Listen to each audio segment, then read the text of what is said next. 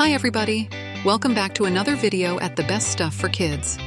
Every Saturday, we have something new to discuss. Today, I thought it would be nice to talk about colors. We see colors every day of our lives. First of all, there are two ways to spell color in English. C-O-L-O-R is the way color is spelled in the United States. But if the English you are speaking is British English, then it is spelled with a U. C-O-L-O-U-R. Both spellings are correct. When I was much younger, I was confused by this, and I didn't want you to be also. But no matter what language you speak, this is true. There are three primary colors: red, yellow, and blue. We make all the other colors from those colors. Of course, there is nothing better than a new box of crayons. Even I can remember what they smell like. It is a good memory of my childhood. If you take a little blue and mix it with yellow, you get green. If you mix a little red with a little blue, you get purple. Mix red and yellow, and you get orange.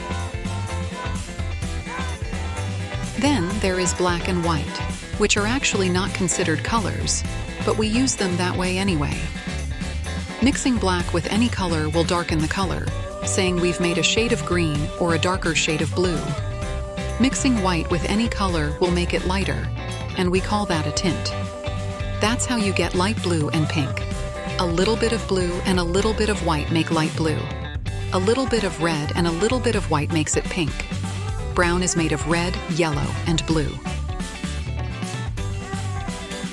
When you are drawing and coloring, you can use whatever color you want.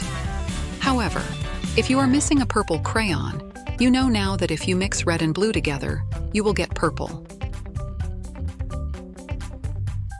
If you want to be realistic when drawing, which means you stay true to nature, the trees you color will generally be some shade of green. Remember, blue and yellow make green. However, you see orange, yellow, and brown trees in autumn. That's because it starts getting colder outside and the leaves begin to turn different colors. Some trees don't usually lose their leaves, and those are called evergreens. Palm trees are evergreens too. Birds come in every color of the rainbow. I have a parakeet that is several shades of blue with white and black feathers. He likes to talk to the wild birds who live outside my house. Usually, those birds are active in the morning, so my parakeet likes to talk to them. Did you know that there are clubs called bird watchers? Maybe someday you could be one too. Your hair will be shades of brown, black, yellow, or red. When people have yellow hair, we usually say they are blonde. Your hair color generally depends on what color your parents' hair is. However, you could also have hair that is the color of your grandparents' or your great-grandparents' hair when they were younger. That's when you would say your hair color skipped a generation. A generation is a period of about 25 years. There is your generation, all the babies who were born about when you were born. The next generation is your parents. The generation before that is your grandparents.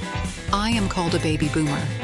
That's because after World War II was over, everybody returned home, and the first thing everybody started doing was making babies.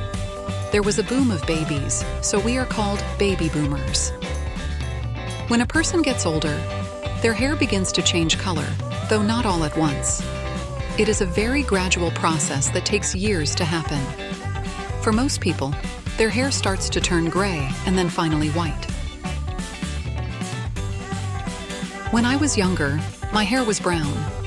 When the sun shone on it just right, it looked red, which I had always thought was pretty.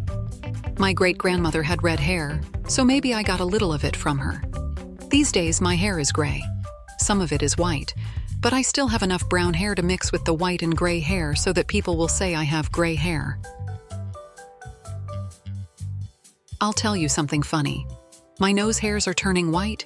Can you imagine? I never thought my nose hairs were going to turn white too.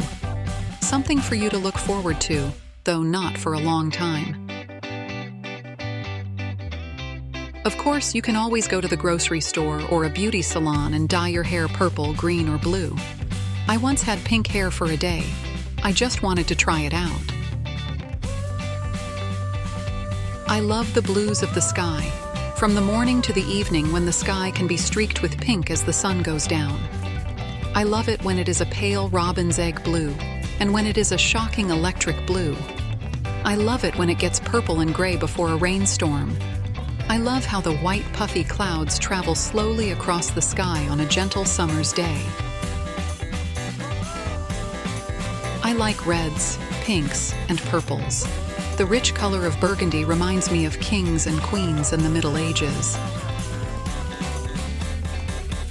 What is your favorite color? I don't know if I have a favorite color because I like them all so much.